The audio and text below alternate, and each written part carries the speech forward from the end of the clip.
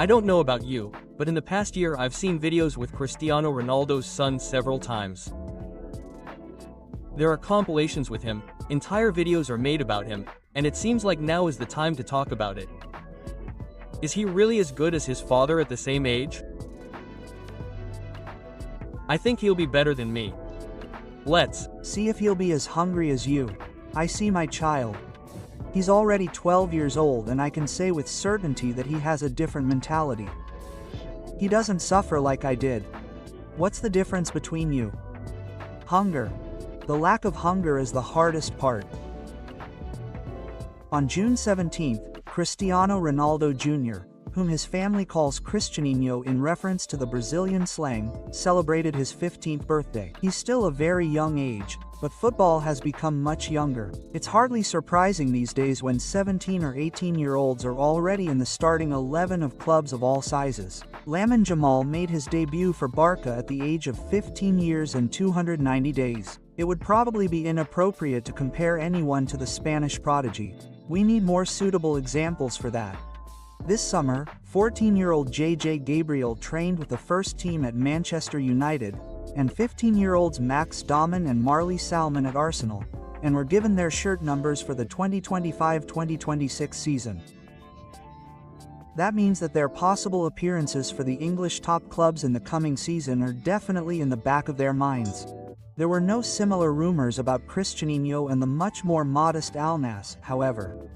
And Cristiano himself knows that his son is not as motivated to play at the highest level as he was as a child. Everything comes much easier to them. Everything is very easy. They don't really have to fight their way through. The young guys of today are very different from my generation. Yes, they listen to me, but they are just different. Cristiano Ronaldo's dream of playing in an official match with his son is still somewhere in the distance and depends primarily on Cristianinho, because his father has no intention of leaving football. The 1,000 goal mark is getting closer and closer. I would love to see it happen, but it's not like the thought keeps me awake at night. We'll see. It's more in his hands than in mine. The years will pass and one day I will have to leave football. But I'm not obsessed with that idea. He will follow his own path and I will be proud of him. No matter what profession he chooses, if he plays, great. If not, well, we tried, but it wouldn't be a problem, Ronaldo Sr. explained in an interview. Although we tried, it almost sounds modest. I always dreamed of a son who would continue my legacy. I wanted to be a father from a young age and that's what happened. I was 25 when Cristianinho was born. I absolutely wanted to experience his entire journey, his development, his growth as a person and as a man, the Portuguese described his feelings. Cristiano Ronaldo follows this development, both as a person and as an athlete, very personally and with great meticulousness. Perhaps he is also driven by the desire to do everything he can to ensure that his son does not have to go through the difficult childhood that he himself experienced. And he once said the following about it: "When I was 11 or 12 years old, we had no money and lived in the same neighborhood as other young people because I lived in Madeira. I only saw my family every 3 months. Those were hard, very hard times without them. Late in the evening, around 10:30 or 11 o'clock, we would feel a little hungry, so we would go to the McDonald's next to the stadium where we were staying. We would always go to the back entrance and knock on the door. 'Hey, do you have any burgers left?' Edna and 2 other girls. They were simply incredible. I never saw those girls again. I even tried to track them down through some people in Portugal, but I couldn't. To be honest, I really want to find them, to somehow say thank you, because that time was invaluable to me, something I'll never forget. We found something I don't think you've seen yet. An interview for Norwegian television where you just went to his house, the house that I think you bought him in 2004, a year before he died.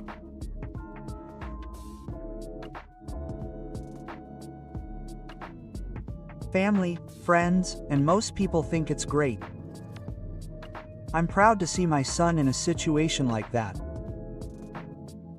I could go to Lisbon to watch the final, but my nerves are too weak.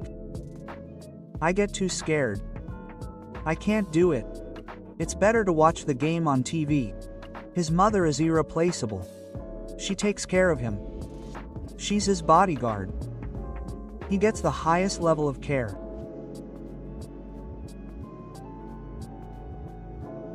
I've never seen that video before. Did he ever tell you to your face that he was proud of you? Yeah, he said that, you know, he treated me incredibly well. I was like a precious gem in the family, but I don't know my father 100%.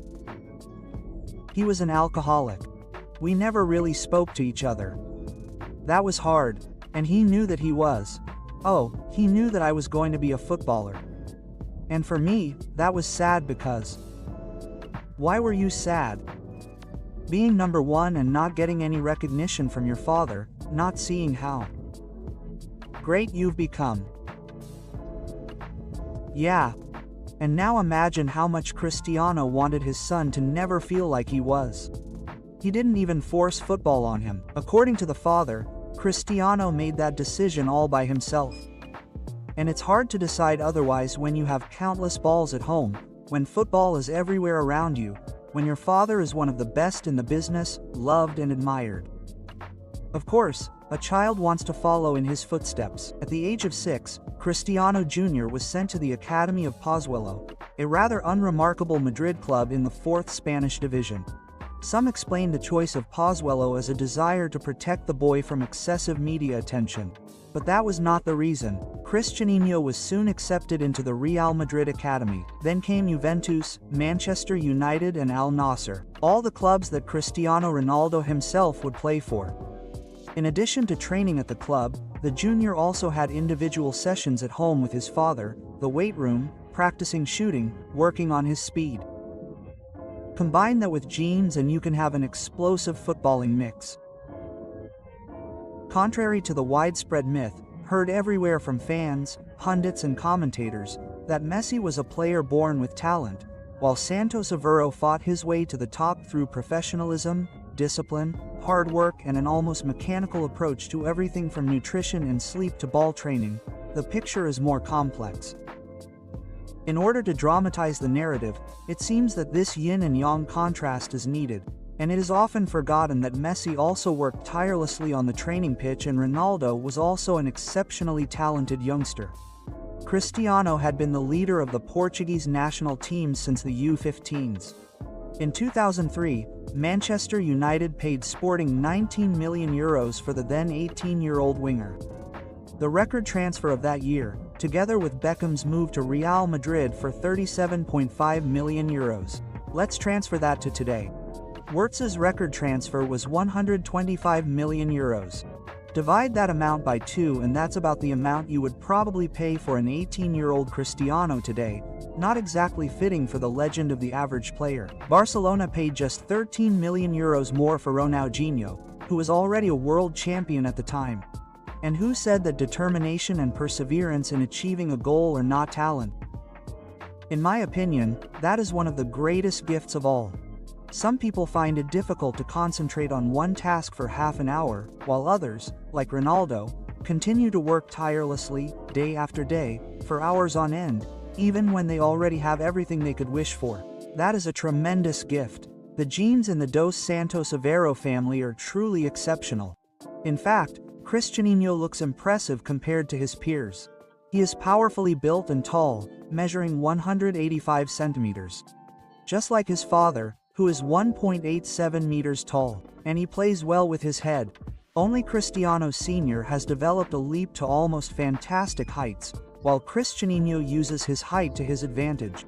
However, this advantage could disappear with the transition to adult football. The junior is technically skilled, can outplay several opponents at once, wears the number 7 as a left winger like his father, takes free kicks powerfully, accurately and with great power, and scores frequently. As captain, he won national championship with the Al Nassr U13 and U14 teams. There is, however, a Hagan, national champion of Saudi Arabia. Difficulties arose when João Santos called the boy up to the Portuguese U15 national team for the Velado Macaque tournament in May.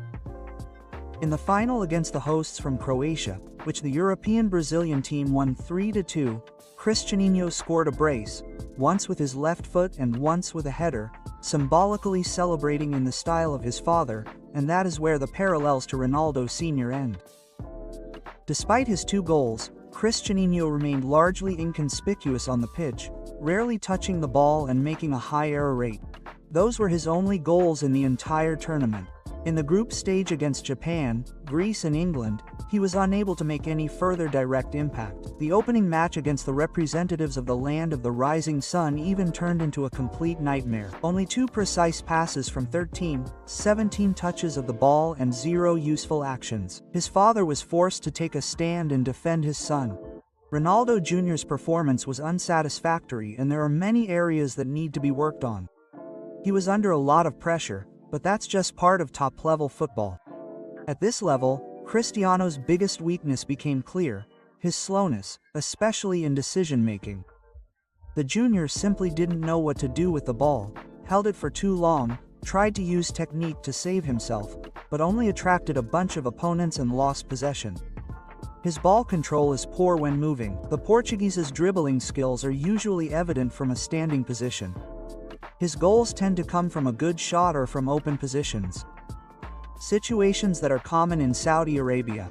The generally slower pace of play in Asia probably has an effect on Ronaldo Jr.'s performance level. For real development, you need strong opposition. Yes, every now and then outstanding players also emerge in non-football countries, such as George Weah. But these are rather exceptions to the rule. It would probably be better if Cristiano were to transfer to the academy of Juventus, for example. However, it is hard to imagine that Cristiano Ronaldo would let his beloved son go at such a young age. The Portuguese legend has identified motivation as the main problem anyway. Cristiano already has everything, whether he achieves anything or not. A luxurious life is guaranteed for him. He was born with a special status and constant attention, and could easily believe that the good things in life practically fall into his lap. Ronaldo Sr. fights against precisely this mindset, among other things by keeping his son away from smartphones. Incidentally, Cristiano only recently got his first phone. His father also keeps him away from unhealthy foods such as chips, fast food and the like, and forces him to train even when the boy doesn't really feel like it. Joking comments even made the rounds on the internet. You should probably call the child welfare office after a video surfaced in which Cristiano told his father over breakfast that he hadn't had enough sleep and wasn't feeling well. But Ronaldo still insisted on a 2-hour training session. But Ronaldo Jr. basically has no real choice. Even if he were in a strong academy like Juventus, he wouldn't get any special treatment there. And at home he is under his father's watchful eye anyway. Not only is Cristiano Jr. not ready for professional football yet, it's premature to even talk about an U18 team at the moment. Nevertheless, the probability is quite high that he will make significant progress in the coming season, even if it is certainly too early to think about a revival of the great rivalry between Messi and Ronaldo. After all, Lionel Messi's son Thiago also dreams of becoming a footballer and is rumored to be making a good impression in the United States. Ronaldo Jr. currently looks more like a future player for a solid midfield club of all levels. Udinese, although not everyone makes it to a club like Udinese. Do you think Ronaldo Jr. can at least get a little closer to his father? When I was young, I always learned that if you give something to God, He will give you back twice as much. That's exactly what happened in my life. Since I've been doing this, everything in my life has gotten better and better. That's why I'm going to keep doing it, because I think it's important and it makes me feel good. Are you the best footballer in the world right now? I think so. In my own eyes, I'm always the best, no matter what others think or say, not just this year, but always. Yes, I will always consider myself the best, and I will always say so.